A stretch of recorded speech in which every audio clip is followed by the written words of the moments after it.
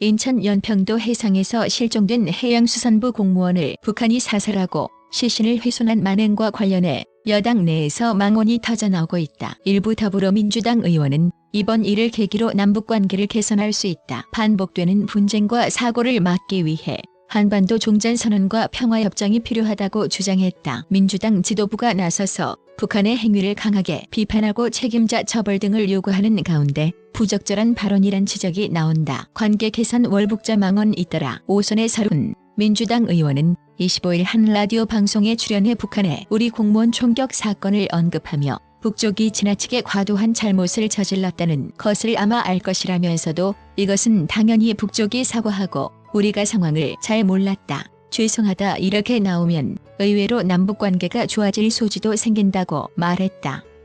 설 의원은 이번 사건을 계기로 상대방에 대한 일체의 적대 행위를 전면 중지하는 내용의 9.19 군사합의를 재가동할 것을 주장하기도 했다. 설 의원은 이런 문제를 예방할 수 있는 장치가 군사 한라인이라며 9.19 군사합의 조치가 다시 재가동되도록 하는 것이 남북 평화를 위해 제일 먼저 해야 하는 작업이라는 것이 이번 사건이 주는 일종의 교훈이라고 주장했다. 삼선의 김경엽 민주당 의원은 이번 사건을 월북자 피살 사건이라고 지칭하며 정부의 대처 미움을 지적하는 야당과 언론을 향해 국가안보를 정략적으로 이용하지 말라고 했다. 그는 이날 자신의 페이스북에 이명박, 박근혜 정부 때 일어났던 연평도 포격, 박광자 피살, 천안함, 목함지뢰 사건 등이 발생했을 때는 모두가 북한을 규탄했다며 이번 월북자 피살 사건에서는 우리 정부와 군을 공격하기에 바쁘다고 주장했다. 그러면서 심지어는 평화정책 탓이라거나 종전선언 제안 탓이라는 해괴한 논리까지 동원해 정부와 군을 비난한다고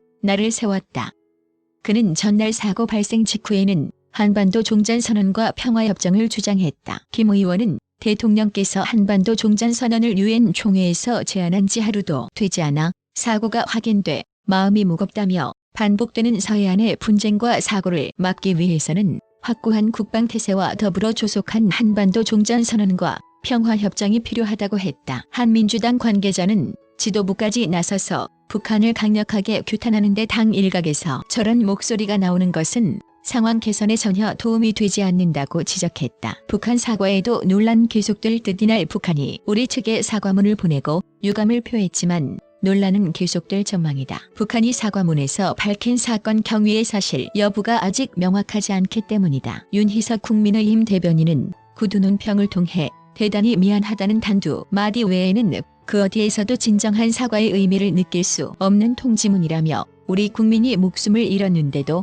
사소한 실수와 오해를 부를 수 있는 일이라고 칭하며 대수롭지 않게 넘어가려는 무책임한 태도만 보였다고 비판했다. 윤 대변인은 책임 있는 후속 조치의 확인은 물론 책임자 처벌, 재발 방지 대책에 대한 확답도 들어야 한다고 날을 세웠다.